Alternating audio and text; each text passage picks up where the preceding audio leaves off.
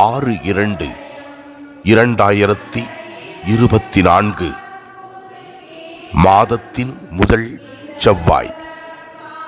கொடை ரோட்டில் உள்ள அம்மாப்பட்டியில் இருக்கின்ற தூய வனத்து அந்தோணியார் ஆலயத்தில் மாலை 6 மணி முதல் 8:30 மணி வரை சிறப்பு திருப்பலியும் நற்கருணை ஆராதனையும் ஆடு மாடுகளை மந்திரிக்கும் நிகழ்வும் நடைபெற்றது.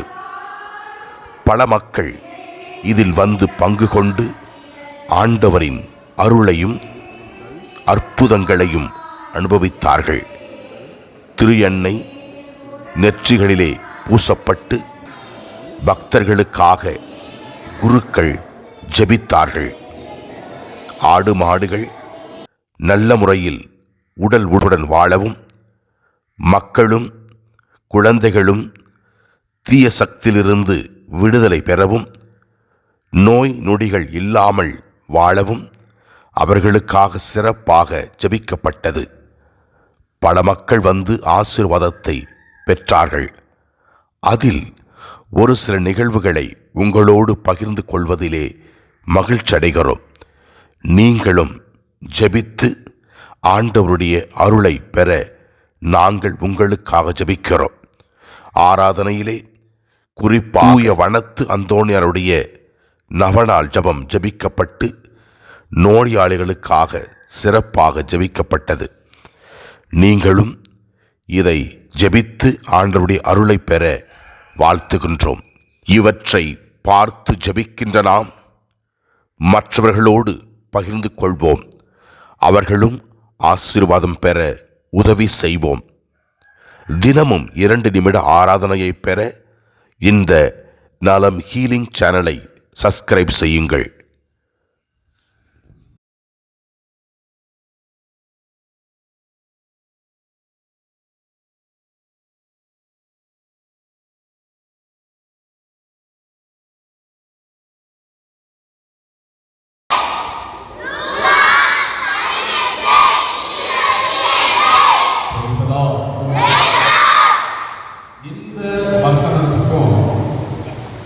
வனத்து அந்தோணியாருக்கும் ஒரு ஒற்றுமை இருக்கிறது.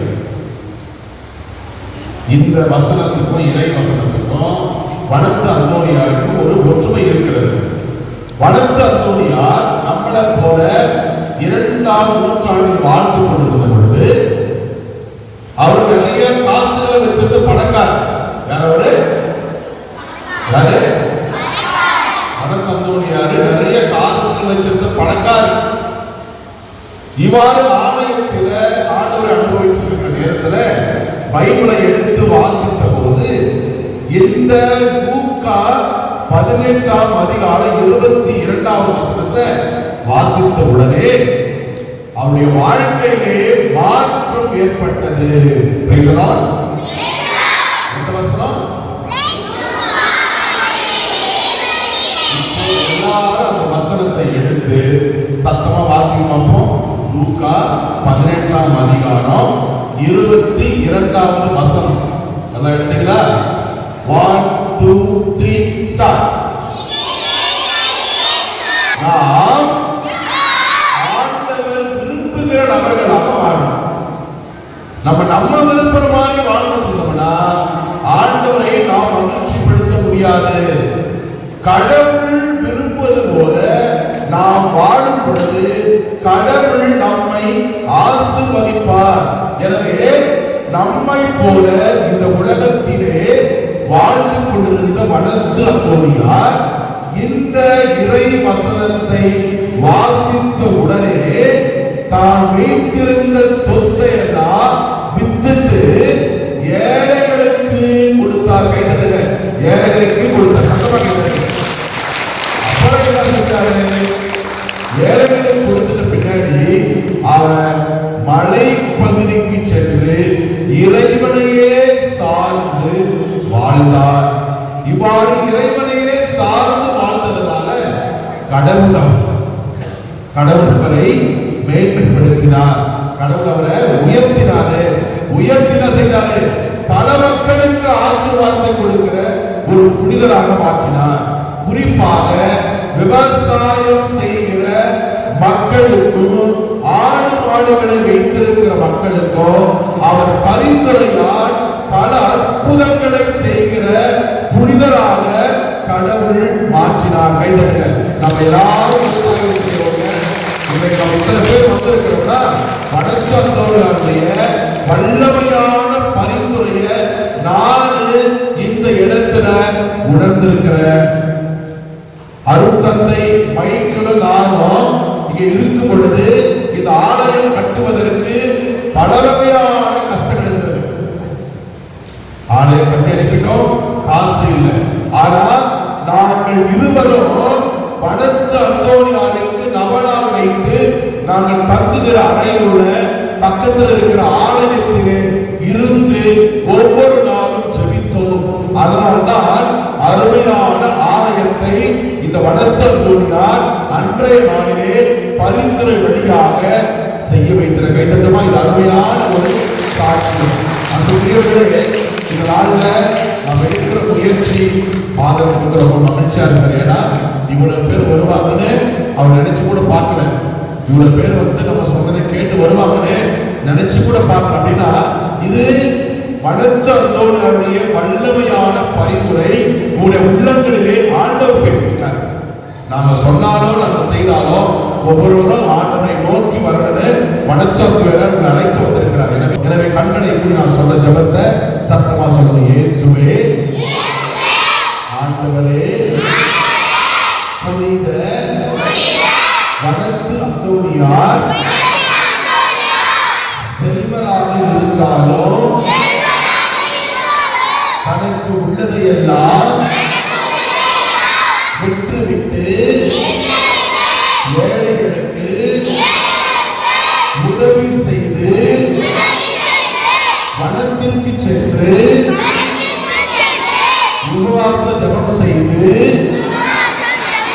பல அற்புதங்களையும் அதிசயங்களையும் செய்கிற புனிதராக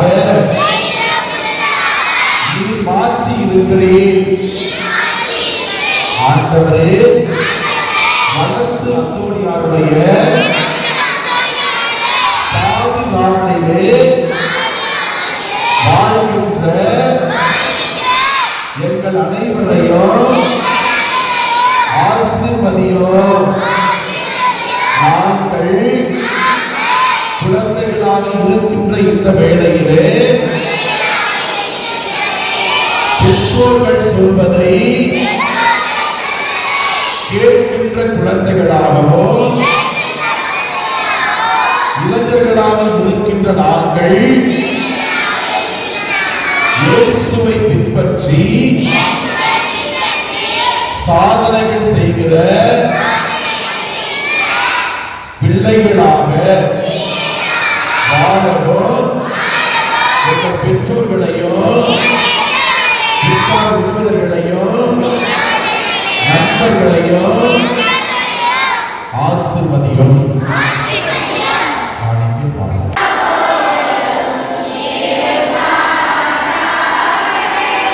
இதயங்களை மேலே எழுப்புங்கள்,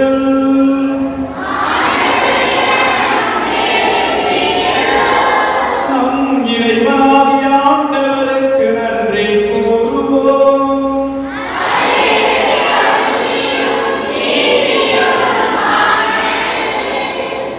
தூயவரான தந்தையே, உம் அன்பார்ந்த மகன் இயேசு கிறிஸ்து வழியாக என்னாகும் எவ்விடத்திலும் நாங்கள் உமக்கு நன்றி செலுத்துவது மெய்யாகவே தகுதியும் நீதியும் எங்கள் கடமையும் மீட்புக்குரிய செயலுமாகும். உம் வார்த்தையானவர் வழியாக அனைத்தையும் படைத்தீர். அவரையே மீட்பராகவும் ஈடேற்றுபவராகவும் எங்களுக்கு அனுப்பினீர். அவர் தூயாவியால் உடலெடுத்து கன்னி மரியாயிடமிருந்து பிறந்தார். அவர் உமது திருவுளத்தை நிறைவேற்ற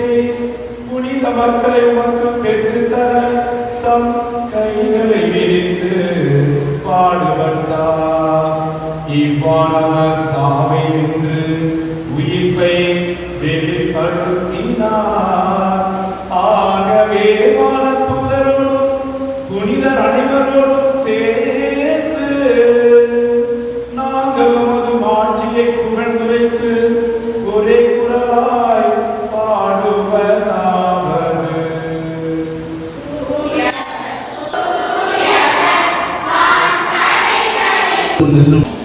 வணக்கம் அந்தோணியாரே, புனித வணக்கம் அந்தோணியாரே, எங்கள் பாதுகாவலரே, எங்கள் நம்பிக்கையை வாழ்க.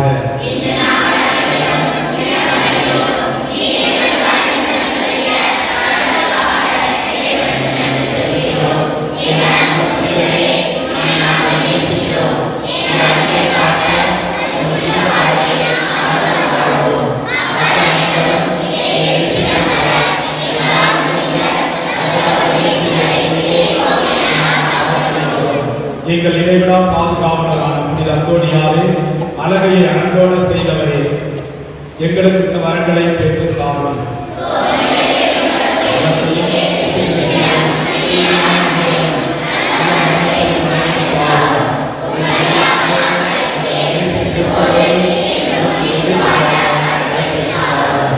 ஆண்டவராகிய இயேசு கிறிஸ்துவே, உமது ஊழியரும் எங்கள் பாதுகாவலருமான புனித வணக்க அந்தோணியாரின் வேண்டுதலுக்கு மனம் இறங்கி இங்கு குழுமி இருப்பவர்கள் நல்நாட்டுகளுக்கு செவி சாய்த்தருளும்.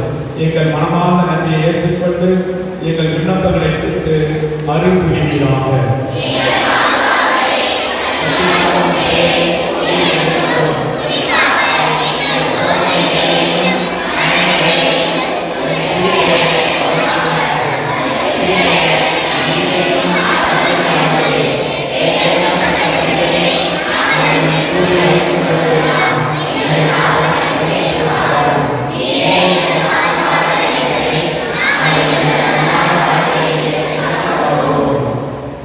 ஆண்டவர் இயேசு நற்கருணையாக புனித வணக்க அந்தோணியார் வழியாக குடும்பங்களுக்கு நம் ஒவ்வொருவருக்கும் ஏராளமான அற்புதங்கள் அதிசயங்கள் நமக்கு செய்திருக்கின்றார்.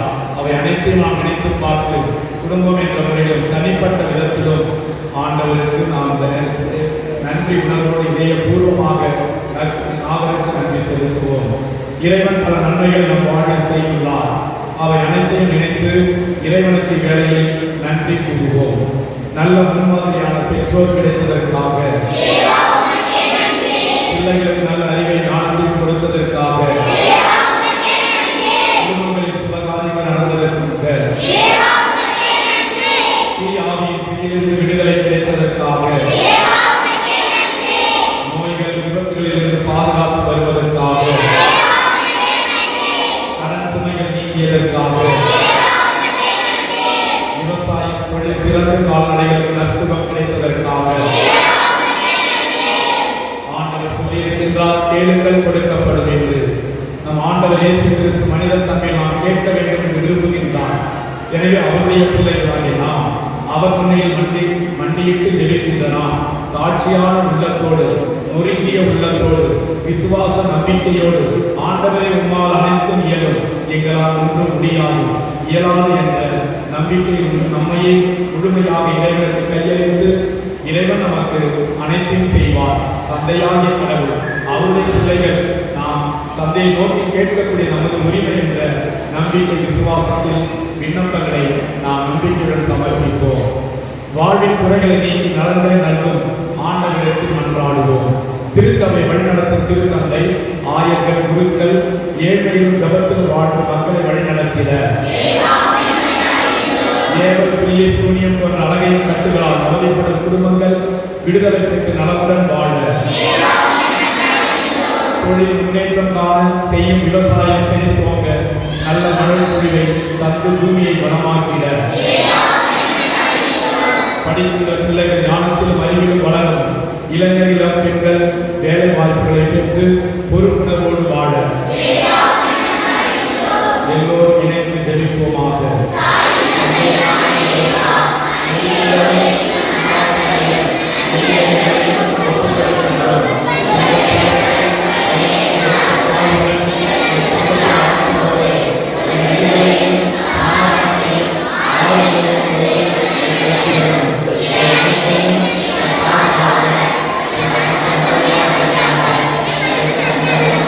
Amen. மாண்புக்குரியவர்களே, மனதாலும் உடலாலும் நோய்வாய்ப்பட்டு இருக்கலாம். குறிப்பாக நம்முடைய பங்கில் படுக்கையில் இருக்கின்ற நோய்வாய்ப்பட்டவர்களுக்கு ஆறுதலையும் தேற்றலையும் கடவுள் தருபடி, அவர் தொட்டு அவர்களை குணமளிக்கும் ஆற்றலை தருபடி, தனிமையில் இல்லை, ஆண்டவர் அவர்களோடு இருக்கின்றார். இரவு பகலாக அவர்களோடு அருகாமையில் இருந்து ஆறுதல் தருகின்றார், குணமளிக்கும் ஆற்றல் தருகின்றார், ஆசீர்வாதங்களை தருகின்றார் என்ற நம்பிக்கையில் நோயாளிகளை நாம் நற்கனின் ஆதரத்தில் புனித வணக்க அந்தோணியார் அறிந்து பேசும் வழியாக ஒப்புக் கொடுத்து மன்றாடுவோம். நலங்களில் ஊற்றி எங்கள் தந்தையை இறைவா,